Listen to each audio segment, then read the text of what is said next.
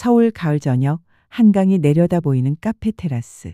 윤지우는 따뜻한 아메리카노를 손에 쥐고 있었습니다. 25살의 그녀에게는 아직 모든 것이 아름다워 보였죠. 지우야, 맞은편에 앉은 강민우가 조심스럽게 입을 열었습니다. 32살의 건축가인 그는 늘 침착했지만 오늘은 손끝이 미세하게 떨리고 있었어요. 뭔가 중요한 얘기 같은데? 지우가 장난스럽게 웃으며 말했습니다. 하지만 민우의 표정이 심상치 않다는 걸 직감했죠. 민우는 주머니에서 작은 상자를 꺼냈습니다. 벨벳으로 감싸진 누가 봐도 반지 상자인 그것을. 지우야, 나와 결혼해 줄래? 시간이 멈춘 것 같았습니다. 지우의 눈이 커졌고 입이 살짝 벌어졌어요. 민우 오빠. 1년 동안 너를 지켜보면서 확신했어. 너 없는 내 인생은 상상할 수 없다고. 민우가 일어나서 한쪽 무릎을 꿇었습니다. 주변 사람들이 하나둘 시선을 돌리기 시작했어요. 윤지우, 나의 평생 동반자가 되어줘. 지우의 눈에 눈물이 고였습니다. 네, 좋아요. 박수 소리가 터져 나왔습니다. 두 사람은 서로를 꼭 안았고 세상이 온통 장미빛으로 물든 것 같았죠. 그런데 민우 오빠. 응. 부모님께는 언제 인사드릴까요? 오빠 부모님 얘기는 한 번도 안 하셔서. 민우의 표정이 잠깐 어두워졌습니다. 곧 소개해 줄게. 다만 우리 집 상황이 좀 복잡해서. 복잡하다니? 아버지가 큰 회사를 운영하시는데 사람들 시선이 부담스럽거든. 하지만 널 정식으로 소개하고 싶어. 지우는 고개를 끄덕였습니다. 사랑하는 사람이라면 기다릴 수 있었으니까요. 3일 후 지우의 집. 엄마, 나 결혼해요. 윤혜원은 부엌에서 설거지를 하고 있었습니다. 48살의 그녀는 작은 의류회사를 운영하는 강인한 여성이었죠. 결혼? 갑자기 무슨? 민우 오빠가 프러포즈 했어요. 혜원이 돌아섰습니다. 딸의 환한 미소를 보니 마음이 놓였어요. 그래, 좋은 사람 같더라. 언제 부모님께 인사드릴 거니? 그게 오빠가 곧 소개해준다고 했어요. 그때 현관문이 열렸습니다. 안녕하세요. 민우의 목소리였어요. 혜원은 물기 묻은 손을 앞치마에 닦으며 거실로 나왔습니다. 어머니, 안녕하세요. 강민우입니다. 민우가 정중하게 인사했습니다. 혜원이 그의 얼굴을 제대로 본 순간이었어요. 혜원의 손에서 컵이 떨어져 바닥에 깨졌습니다. 엄마, 지우가 놀라 달려왔지만 혜원의 시선은 민우에게서 떠나지 않았어요. 사막의 한가운데 오래 숨겨둔 이름 하나가 목구멍을 찍고 나왔어요. 도현? 혜원의 입에서 나온 그 이름. 민우는 고개를 갸웃했습니다. 죄송하지만 저를 다른 사람과 착각하시는 것 같습니다. 아니에요. 미안해요. 갑자기 어지러워서. 혜원이 급하게 컵 조각을 주우며 중얼거렸습니다. 너무 닮았어. 어떻게 이렇게. 엄마, 뭐라고 하셨어요? 아무것도 아니야. 그냥 예전에 알던 사람과 비슷해서. 하지만 혜원의 손은 계속 떨리고 있었어요. 30년 전의 기억이 쏟아져 들어왔거든요. 그날 밤 혜원은 잠을 이룰 수 없었습니다. 설마 그럴 리가. 서랍 깊숙이 숨겨둔 오래된 사진을 꺼냈어요. 20대 초반의 자신과 함께 찍힌 남자 강도현. 너무 닮았어. 이튿날 아침 혜원은 직장에 가지 못했습니다. 온종일 30년 전 그날을 떠올리고 있었거든요. 1991년 여름 20살의 윤혜원은 대학생이었어요. 그때 만난 남자가 강도현이었죠. 23살의 그는 집안이 좋은 재벌가 아들이었습니다. 혜원아, 나와 함께 가자. 도현 오빠, 정말 괜찮을까? 우리 너무 다른데. 사랑하는데 뭐가 다르니? 하지만 현실은 달랐어요. 도연의 집안에서는 결코 혜원을 며느리로 인정할 수 없었습니다. 아가씨, 우리 도연이한테서 떨어지세요. 도연의 어머니가 혜원을 찾아왔던 날, 그녀는 차갑게 말했어요. 돈이 필요하면 얼마든지 드리겠습니다. 하지만 우리 아들은 포기하세요. 전 돈이 필요한 게 아니에요. 그럼 뭐가 필요하죠? 사랑이라고 생각하세요? 사랑으로 밥 먹고 살 건가요? 그리고 결정타였죠. 사실 도연이는 이미 정혼한 상태예요. 김민아라고. 아시겠죠? 혜원의 세상이 무너졌습니다. 그게 무슨? 도연이한테 직접 들어보세요. 도연을 만났을 때 그는 고개를 숙이고 있었어요. 혜원아, 도연 오빠, 정혼했다는 게 정말이야? 대답해. 미안해. 그 한마디로 모든 게 끝났습니다. 하지만 더 큰 충격이 기다리고 있었어요. 혜원은 임신 중이었거든요. 도연 오빠, 내가 오빠의 아이를. 뭐라고? 도연의 얼굴이 하얗게 질렸습니다. 임신했어? 2달 됐어. 혜원아, 미안해. 정말 미안해. 그게 다야? 미안하다는 게 다야? 도연은 아무 말도 할 수 없었어요. 결국 혜원은 혼자 결정해야 했습니다. 아이를 낳을 것인가, 포기할 것인가. 이 아이만큼은 지켜내자. 하지만 운명은 그녀에게 더 큰 시련을 준비하고 있었어요. 임신 7개월째 혜원은 계단에서 넘어져 병원에 실려갔습니다. 환자분, 아이는 괜찮습니다. 다만 조산 위험이 있어서. 조산이요? 네, 지금 당장 수술해야 할 것 같습니다. 혜원은 혼란스러웠어요. 혼자서 모든 걸 결정해야 하는 상황이었거든요. 수술실에서 깨어났을 때 간호사가 조심스럽게 말했습니다. 죄송합니다. 아기가 너무 일찍 태어나서 상태가 좋지 않아요. 제 아이를 보여주세요. 지금은 인큐베이터에서 치료 중이라서. 며칠 후 담당 의사가 혜원을 불렀어요. 환자분, 아기 상태가 매우 위중합니다. 장애가 남을 가능성이 높고 그래도 제 아이예요. 하지만 환자분 상황을 봐서는 차라리 입양을 보내시는 게. 그때 도연의 어머니가 나타났어요. 병원비를 지원한다는 명목으로. 혜원 씨, 아이는 우리가 책임지겠습니다. 무슨 말씀이세요? 좋은 가정에 입양 보내드리겠어요. 당신도 아이도 행복해질 수 있어요. 혜원 씨, 아이는 우리가 책임지겠습니다. 무슨 말씀이세요? 좋은 가정에 입양 보내드리겠어요. 당신도 아이도 행복해질 수 있어요. 결국 혜원은 아이를 포기하고 말았습니다. 가난하고 혼자인 자신으로서는 어쩔 수 없는 선택이었죠. 그렇게 그녀는 아이가 죽었다고 믿고 살아왔던 거예요. 하지만 실제로는 강도연의 어머니가 그 아이를 데려가려 했지만 마지막 순간에 마음을 바꿔 다른 고아원으로 보냈던 것입니다. 그리고 우연히도 같은 시기에 강씨 성을 가진 다른 남자의 아이가 강도연 집안으로 입양되었어요. 그 아이가 바로 민우였던 거죠. 30년간 모든 사람들이 착각하고 살아온 진실이었어요. 현재로 돌아와서 혜원은 더 이상 참을 수 없었습니다. 지우야, 네, 엄마. 민우 씨 혹시 아버지가 누구신지 알아? 갑자기 왜 그런 걸 물어봐요? 그냥 궁금해서. 강도연이라고 하셨어요. 강도연 회장님의 아들이라고. 혜원의 심장이 멎는 것 같았습니다. 강도연? 엄마, 왜 그래요? 안 좋은 사람이에요? 아니야. 아무것도 아니야. 하지만 혜원의 머릿속은 복잡했어요. 도연의 아들이라고. 그럼 민우는 끔찍한 생각이 스쳐 지나갔습니다. 설마 그때 아이가 죽지 않았던 건 아닐까? 설마 병원에서 실수가. 혜원은 급하게 핸드폰을 꺼냈어요. 30년 전 다녔던 병원에 전화를 걸었습니다. 여보세요. 1994년도 환자 기록 확인이 가능한가요? 죄송하지만 개인정보 때문에 제가 그때 환자였어요. 윤혜원입니다. 오랜 설득 끝에 혜원은 충격적인 사실을 알게 됐어요. 기록을 다시 확인해 보니까 당시 조산으로 태어난 아이가 입양됐네요. 혜원의 다리에 힘이 빠졌습니다. 뭐라고요? 1991년 당시 미혼모 상황에서 가족들이 입양을 결정하는 경우가 많았거든요. 아기는 건강하게 태어났는데 산모에게는 다른 설명을 했던 것 같습니다. 그럼 제 아이가 어디 있는 거예요? 입양 기관 쪽으로 넘어갔는데 지금은 그 기관도 없어져서. 혜원은 주저앉았습니다. 그럼 정말로 민우가 내 아들인 건가? 혜원은 사립탐정을 고용했습니다. 강민우라는 사람을 조사해 주세요. 어떤 종류의 조사를 원하시나요? 출생 기록, 입양 여부, 부모 관계, 모든 걸 다요. 탐정 박수철은 베테랑이었어요. 일주일 만에 놀라운 자료를 가지고 왔습니다. 강민우 씨는 1992년 2월생입니다. 혜원의 계산과 정확히 일치했어요. 출생 병원은 성모병원이고 출생 직후 보호자 위탁으로 처리된 뒤 수개월 후 강도연, 김민아 부부 명의로 특별 입양이 완료된 기록이 있습니다. 다만 친모라는 정정 삭제 이력이 반복돼 특정이 어렵습니다. 입양 서류에 필체 도장이 몇 차례 바뀌어 있어 사후 기재 대리 서명 의혹이 제기됩니다. 입양이라고요? 네, 강도연 회장의 부인 김민아 씨가 아이를 낳을 수 없는 상황이어서 입양을 택했던 것 같습니다. 그럼 친부모는? 친모는 윤혜원이라고 되어 있습니다. 혜원이 의자에서 일어났습니다. 친부는요? 강도연이라고. 의뢰인분 성함이 탐정이 서류를 다시 확인했어요. 혹시 이 아이의 친모가 의뢰인분이신가요? 혜원은 고개를 끄덕였습니다.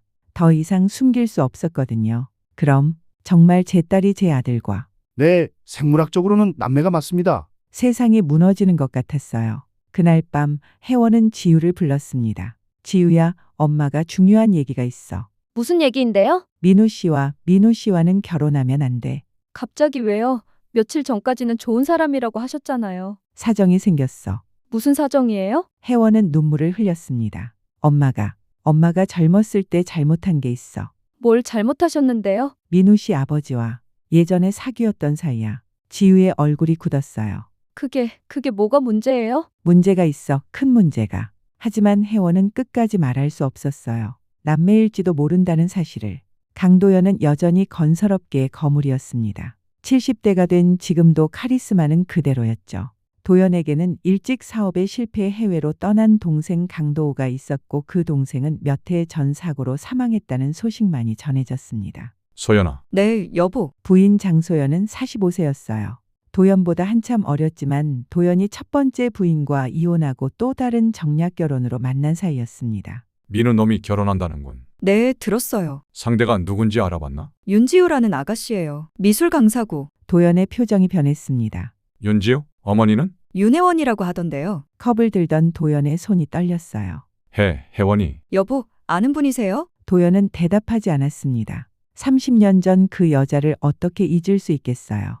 혜원이 딸이라고? 그럼 도연도 똑같은 생각을 했습니다. 민우와 지우가 남매인 건 아닐까? 그날 밤 도연은 소연을 불렀어요. 소연아, 민우 결혼 얘기인데 네. 좀 말려봐. 왜요? 그냥 느낌이 안 좋아. 도연은 사실 더 많은 것을 알고 있었어요. 혜원의 딸이라는 것 그리고 30년 전 자신의 어머니가 저지른 일들을. 하지만 확실한 증거가 없었고 소연이 어떤 계략을 꾸미고 있는지도 몰랐거든요. 내가 직접 나서야 하나? 하지만 이미 때는 늦었습니다. 소연은 다른 생각을 하고 있었어요. 민우가 결혼하면 재산 상속에서 더 큰 몫을 차지할 것이었거든요.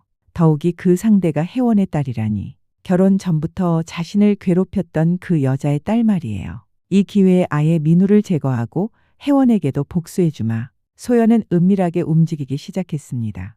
소연은 민우와 지유의 머리카락을 몰래 구했어요. 그리고 믿을 만한 검사소에 의뢰했습니다. 일주일 후 검사 결과가 나왔습니다. 어떻게 나왔나요? 혈연 관계가 아닙니다. 남매가 아니에요. 소연의 얼굴이 일그러졌어요. 말도 안 돼. 정말요? 네, 확실합니다. 소연은 다른 곳을 알아봤습니다. 하지만 결과는 같았어요. 이상하네. 분명 민우는 윤혜원의 아들인데. 소연은 탐정을 고용해서 더 자세히 조사했어요. 강민우의 출생에 대해 더 정확한 정보를 원합니다. 며칠 후 탐정이 가져온 정보는 충격적이었어요. 강민우는 실제로는 강도연 회장과 전혀 혈연 관계가 없습니다. 혈연 관계가 없다고요? 네, 강민우 씨의 친부모는 모두 강 씨 성을 가진 다른 가족이에요. 30년 전 강도연 회장의 어머니가 우연히 같은 성 씨의 고아를 입양한 거였습니다. 그럼 친부모는? 친아버지는 강민호 씨, 친어머니는 신원을 정확히 알 수 없지만 강도연 회장과는 완전히 남남입니다.